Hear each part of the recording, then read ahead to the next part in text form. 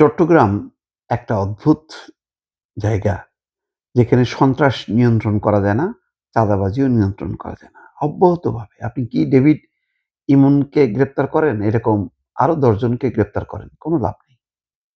এত অসংখ্য চাঁদাবাজ এবং সন্ত্রাসী যে একটার পর একটা চেইন কেউ দমন করতে পারে না।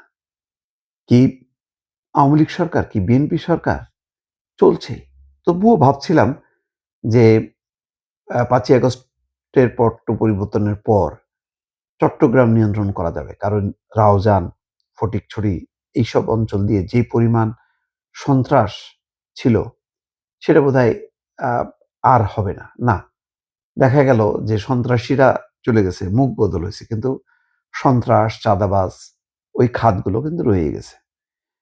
আজকে এই কথাগুলো বলছি এই কারণে, একটা খবর দেখে যে চট্টগ্রামে ৫০ লাখ টাকা চাঁদা না পেয়ে প্রবাসী ব্যবসায়ীর বাসভবনে ভবনের গেটে গুলি। পায় নাই। দেখেন, এর আগেও বাসা লক্ষ্য করে দেখছেন যে কিভাবে গুলি চালাইতে সন্ত্রাসীদের। ব্যবসা প্রতিষ্ঠান কিভাবে তছনছ করতেছে। ওই ইন্টারনেট প্রোভাইডার, ওই যে ডেভিড ইমন ২ দিন যে সময় দিছিল, সেই সময় সীমার মধ্যে টাকা না পেয়ে। তো এখানে কোথায়? এটা পাঁচলাইশ থানার হামজারবাগ এলাকায় ৫০ লাখ টাকা চাঁদা না পেয়ে এক প্রবাসী ব্যবসায়ীর বাসার গেট লক্ষ্য করে গুলি করার অভিযোগ উঠেছে। সোমবার রাত ১১টার দিকে এই ঘটনা ঘটে। এই ঘটনার পর ওই এলাকার বাসিন্দাদের মধ্যে আতঙ্ক ছড়িয়ে পড়ে। ভবনটির নাম রুনা টাওয়ার। ১১ তলার এই ভবনের মালিক মোহাম্মদ ইউসুফ, তার ২ ছেলে প্রবাসী ব্যবসায়ী। তাদের গ্রামের বাড়ি চট্টগ্রামের ফটিকছড়ি। ইউসুফ নিষিদ্ধ ঘোষিত স্বেচ্ছাসেবক লীগের চট্টগ্রাম মহানগর কমিটির সাধারণ সম্পাদক আজিজুর রহমান আজিজের শ্বশুর। ২০২৪ সালে ৫ই আগস্ট আওয়ামী লীগ সরকারের পতনের ২ দিন পর গ্রেপ্তার হয়ে আজিজ বর্তমানে কারাগারে আছে। তাতে কি আছে? কারাগারে থাকলেও রেহাই নেই সন্ত্রাস চাঁদাবাজির হাত থেকে।